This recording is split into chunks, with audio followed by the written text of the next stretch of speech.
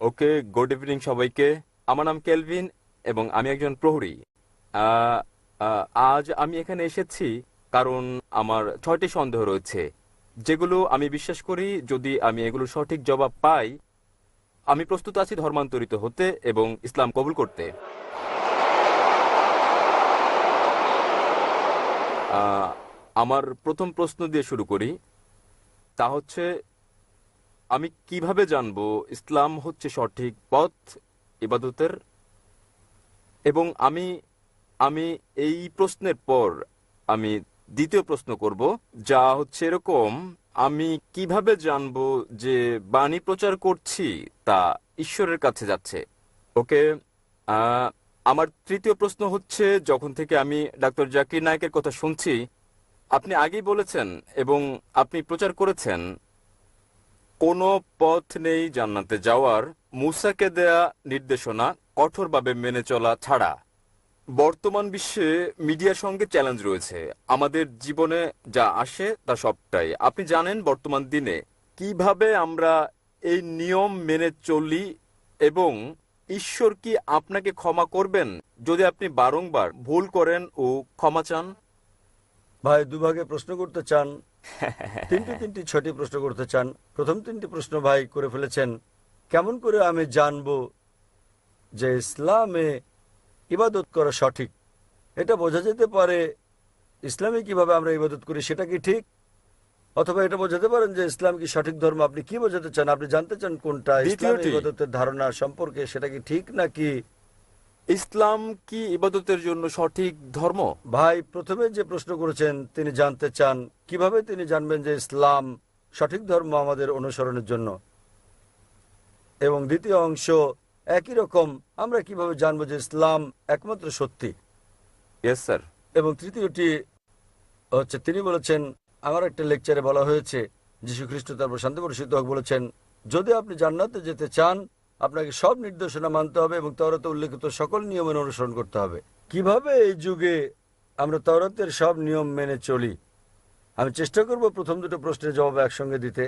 কি করে আপনি জানবেন যে ইসলাম সঠিক ধর্ম ইবাদতের জন্য, এবং কি করে আপনি জানবেন যে ইসলাম একমাত্র সত্যি?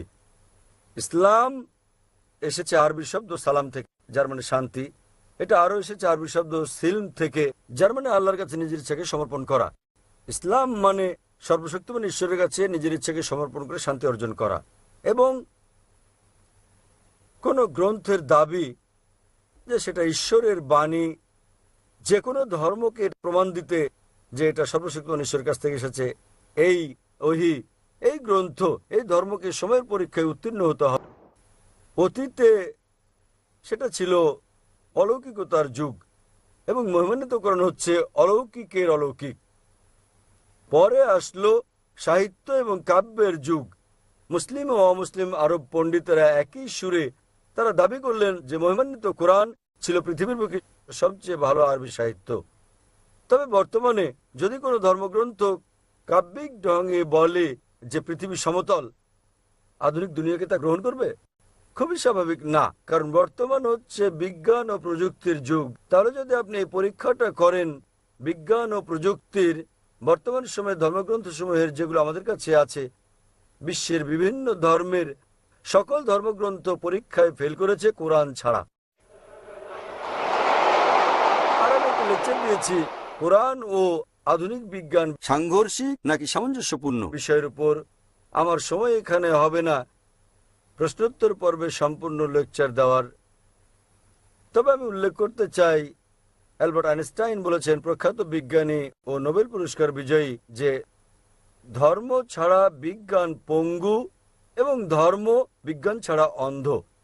আমি আপনাদের মনে করিয়ে দিচ্ছি, মহিমান্বিত কোরআন কোনো বিজ্ঞানের গ্রন্থ নয়, SCIENCE, বরং এটা একটা নিদর্শনের গ্রন্থ, SIGNS, এবং এতে ৬,০০০-এর বেশি নিদর্শন রয়েছে। মহিমান্বিত কোরআনে ৬,০০০-এর বেশি আয়াত আছে, যার মধ্যে ১,০০০-এর বেশি আয়াত বিজ্ঞান নিয়ে বলেছে।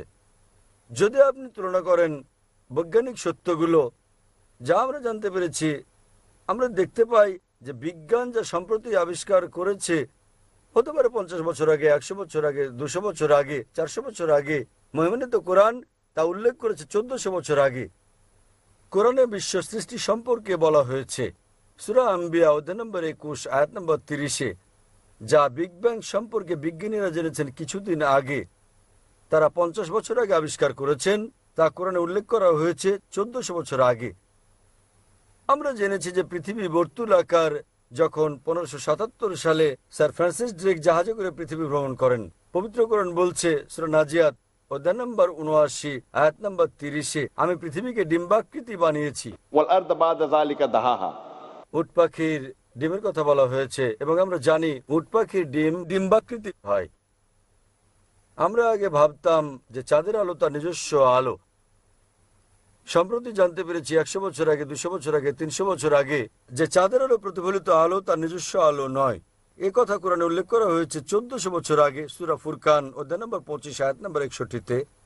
তাহলে কে এসব তথ্য কোরআনে উল্লেখ করতে পারেন যা আমরা সম্প্রতি জানতে পেরেছি? আগে যখন আমি পড়তাম স্কুলে, আমি শিখেছিলাম যে সূর্য ঘুরে কিন্তু আবর্তিত হয় না এর নিজ অক্ষে। কোরআনে উল্লেখ আছে সূরা আম্বিয়া অধ্যায় 21 আয়াত নম্বর 33, সূর্য ঘোরার পাশাপাশি নিজ অক্ষে আবর্তনও করে। আজ বিজ্ঞান জানতে পেরেছে যে সূর্য ঘোরে, এছাড়াও নিজ অক্ষে আবর্তন করে, যা কোরআনে উল্লেখ করা হয়েছে 1400 বছর আগে। এভাবে কোরআনে বলা হয়েছে উদ্ভিদ সম্পর্কে, জীব সম্পর্কে, প্রাণী সম্পর্কে, ভ্রূণবিদ্যা সম্পর্কে, জিন সম্পর্কে। এসব আমরা সম্প্রতি জেনেছি বিজ্ঞানে 50 বছর আগে, 100 বছর আগে, 300 বছর আগে, 500 বছর আগে। তাই যদি আপনি আজ বিজ্ঞানের এই পরীক্ষা চালান সকল ধর্মগ্রন্থের উপর, কেবল যে ধর্মগ্রন্থটি এতে উত্তীর্ণ হবে সেটি হচ্ছে পবিত্র কোরআন। আজও বিজ্ঞান এতটা অগ্রসর হতে পারেনি যে তারা সবকিছু জেনে ফেলেছে। তাই আমি লোকজনকে বলি, যদি আপনারা কোরআনকে বিশ্লেষণ করেন, আমরা জানতে পারি প্রায় 80% যা কোরআনে বিজ্ঞান সম্পর্কে বলা হয়েছে, আজ বিজ্ঞান নিশ্চিত করেছে যে এটা পুরোপুরি সঠিক। হতে পারে 20%-এর মতো অস্পষ্ট, না সঠিক না ভুল। তাই আমার যুক্তি বলছে যখন 80% পুরোপুরি সঠিক, বাকি 20%ও ইনশাল্লাহ সঠিক হবে। তাই এটা একটা যৌক্তিক বিশ্বাস। কোরআনে এরকম একটি আয়াত নেই যেটা বৈজ্ঞানিক গবেষণায় ভুল প্রমাণিত হয়েছে। কোনো হাইপোথিসিস থাকতে পারে যা কোরআনের সঙ্গে সঙ্গতিপূর্ণ নয়, কিন্তু কোরআনে এরকম একটি আয়াত নেই যা কোনো বৈজ্ঞানিক গবেষণায় ভুল প্রমাণিত হয়েছে। তাই এর উপর ভিত্তি করে যদি আপনি এই পরীক্ষা চালান যে কোনো ধর্মগ্রন্থে, কেবল যে ধর্মগ্রন্থটি এই পরীক্ষায় উত্তীর্ণ হয় তা হচ্ছে ইসলাম ও কোরআন। আমি প্রস্তুতি পর্ব শুরু করেছিলাম কোরআনের একটা আয়াত পাঠ করে সূরা ইসরা থেকে অধ্যায় নম্বর 17 আয়াত 81, যাতে বলা হয়েছে, وقل جاء الحق وزهق الباطل إن الباطل كان زهوقا। বলো সত্য এসে গেছে এবং মিথ্যা বিলুপ্ত হয়ে গেছে। আসলে মিথ্যা তার প্রকৃতিগত কারণে বিলুপ্ত হবে। তাহলে আপনি পরীক্ষা চালালে কেবল যে ধর্মটি পরীক্ষায় উত্তীর্ণ হয়, একমাত্র সত্য ধর্ম যা বিকৃত নয়। সেজন্য উইলিয়াম মুর বলেন, কেবল যে ধর্মগ্রন্থ, তিনি বলেছিলেন 200 বছর আগে ইসলামের সমালোচক হিসেবে, কেবল যে ধর্মগ্রন্থটি যেটি বিকৃত করা হয়নি এবং যেটি বিশুদ্ধতা রক্ষা করেছে 1400 বছর ধরে, সেটি হচ্ছে পবিত্র কোরআন। তাই এইসব তথ্যের উপর ভিত্তি করে কেবল যে ধর্মের কথা আমরা ভাবতে পারি, আমরা বুঝতে পারি এবং বিশ্বাস করতে পারি যা সত্য এবং সঠিক, সেটা কোরআন। আপনার তৃতীয় প্রশ্ন নিয়ে বলি যে আমি আমার লেকচারে বলেছি যীশু খ্রিস্ট তারপর শান্তি প্রতিষ্ঠিত হোক বলেছেন যে আপনাদের ওল্ড টেস্টামেন্টের হিতোপদেশ অনুসরণ করতে হবে। আমি বাইবেলের উদ্ধৃতি দিয়েছি গসপেল অফ ম্যাথিউ অধ্যায় নম্বর 5 অনুচ্ছেদ নম্বর 17 থেকে 20, যেখানে যীশু খ্রিস্ট তারপর শান্তি প্রতিষ্ঠিত হোক বলেছেন যে যতক্ষণ পর্যন্ত তোমার ন্যায়পরায়ণতা ধর্মগুরু ও ফরিসীদের ন্যায়পরায়ণতাকে অতিক্রম না করে, কোনোভাবে কোনো উপায়েই তুমি স্বর্গরাজ্যে যেতে পারবে না। তাই আপনাকে ভালো খ্রিস্টান হতে হলে যীশু খ্রিস্টের তার উপর শান্তি প্রতিষ্ঠিত হোক সময়, যদি আপনি স্বর্গে যেতে চান, আপনাকে ওল্ড টেস্টামেন্টের সব হিতোপদেশগুলো মেনে চলতে হবে। আপনি পারবেন না বিন্দু বিসর্গ হেরফের করতে। যদি তা করেন তাহলে আপনাকে স্বর্গের রাজ্যে ডাকা হবে না। তাহলে বাইবেলের এই অনুচ্ছেদের উপর ভিত্তি করে গসপেল অফ ম্যাথিউ অধ্যায় নম্বর 5 অনুচ্ছেদ 17 থেকে 20 আপনাকে মানতে হবে প্রতিটি আইন ওল্ড টেস্টামেন্টের।